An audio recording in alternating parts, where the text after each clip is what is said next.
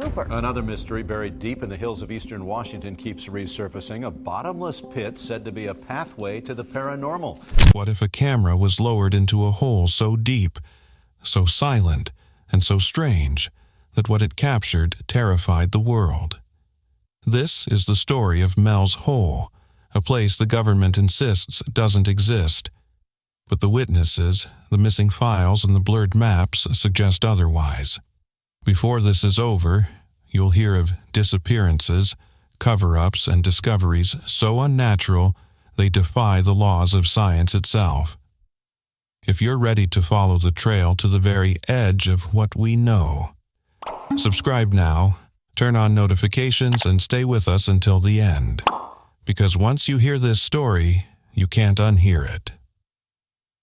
It was the kind of story that could only surface in the quiet hours of the night. In February of 1997, the phone lines of Coast to Coast AM lit up with a caller who introduced himself simply as Mel Waters. His tone was calm, measured, but beneath the steadiness lurked something else, an unease, as if he was carrying a truth he wasn't sure he should share.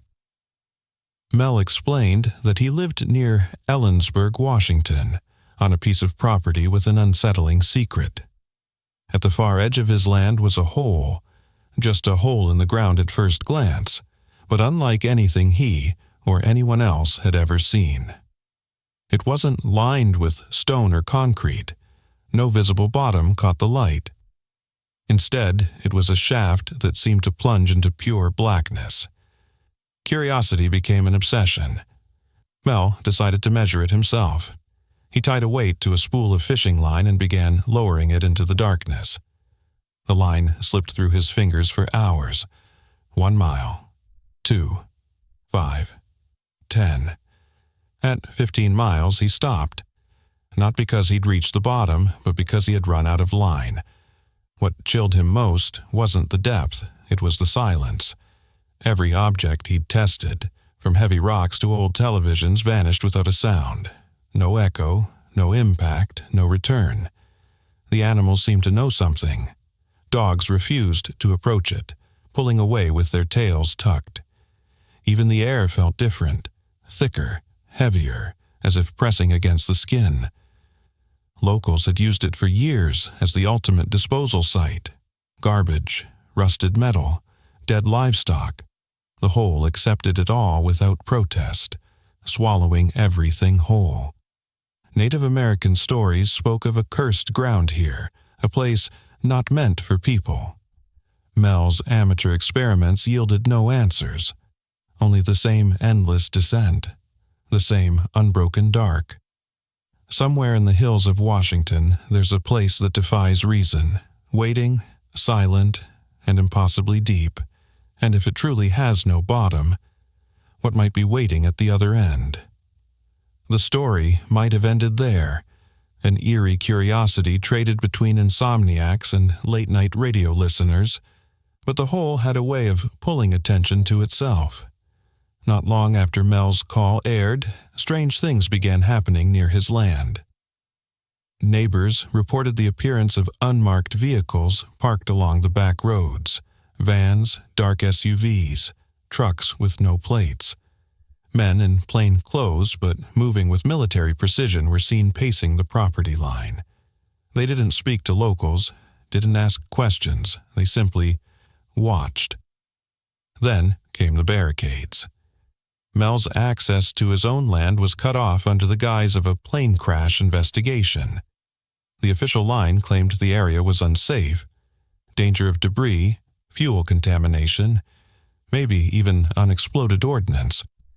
But Mel had seen no crash, heard no explosion, and yet armed personnel stood at the gates, ensuring no one got close. When officials finally approached him directly, their intentions were chillingly clear. They offered Mel an arrangement: $25,000 a year, tax-free if he agreed to leave the country and never speak publicly about the hole again. The subtext was just as sharp as the threat: refuse and face serious legal trouble. Whether it was fear, caution, or the weight of the unknown pressing in, Mel accepted.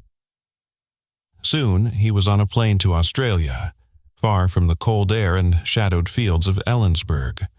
For years, he vanished from public view. When he returned in 2002, the man who came back was not the same one who had left. His voice was thinner, his words sometimes fractured. Whole stretches of his memory were gone. He spoke of waking up with scars he couldn't explain, of time simply missing. And in hushed tones, he mentioned something even more unsettling. He had found another hole. This one was in Nevada, and according to Mel, it was worse. For a while, Mel's tale seemed to sink into obscurity. Another strange broadcast tucked away in the archives of late-night radio. But in the age of the internet, no mystery stays buried forever. It began quietly, whispered into conspiracy forums, and scattered Reddit threads. Old clips from Coast to Coast AM resurfaced, Mel's steady voice retelling the impossible details, now stripped from their original context and looped over ominous music. TikTok accounts stitched together grainy photos of barren hillsides with text promising the truth they don't want you to know. YouTube channels dissected every word, every pause, every subtle change in Mel's tone. Then someone claimed to have found it, the hole.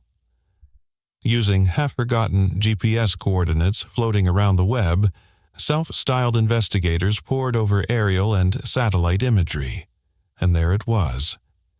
A strange, perfectly circular clearing in the Washington wilderness, eerily close to where Mel had said it would be.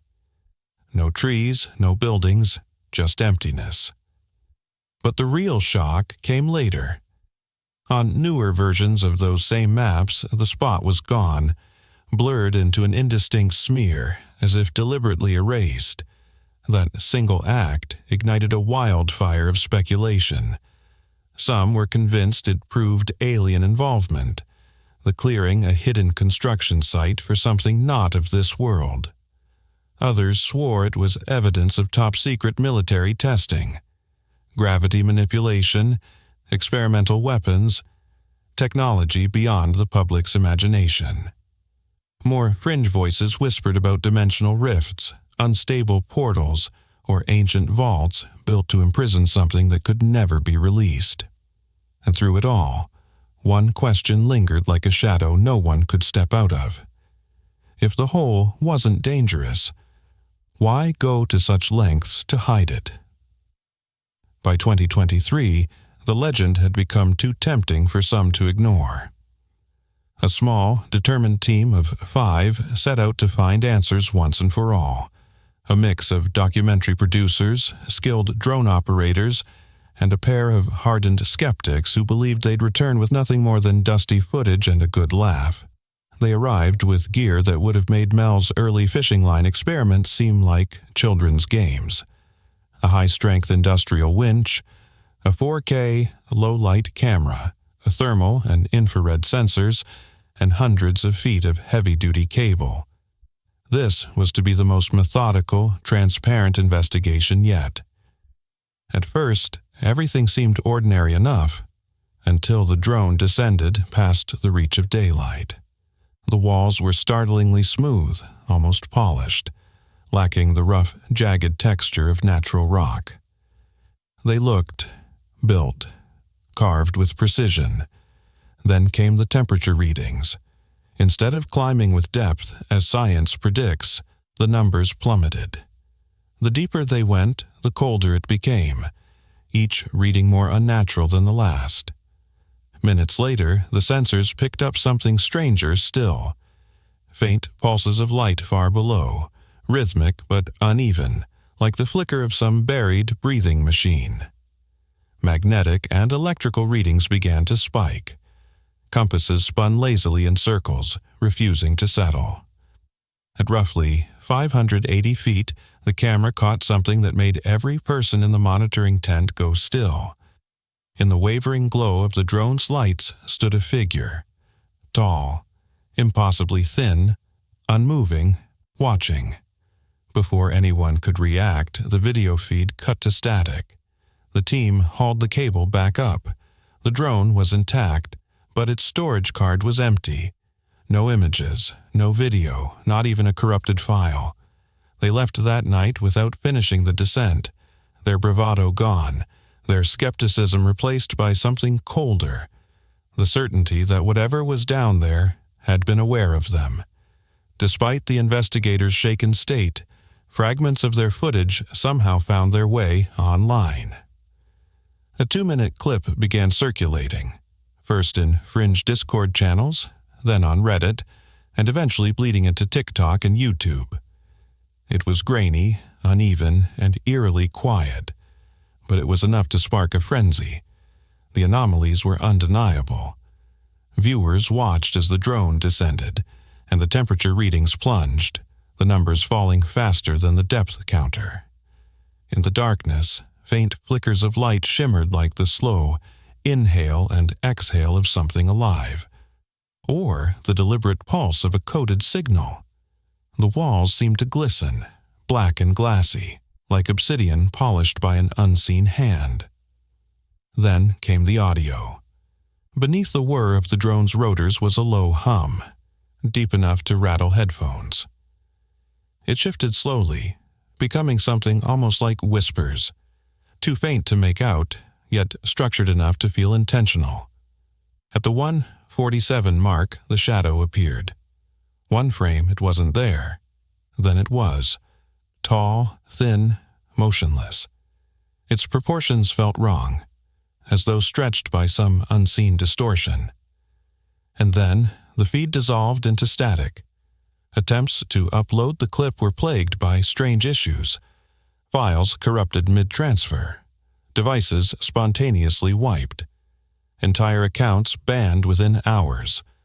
Those who tried hosting it on independent servers found their sites taken offline by vague violation notices from untraceable sources.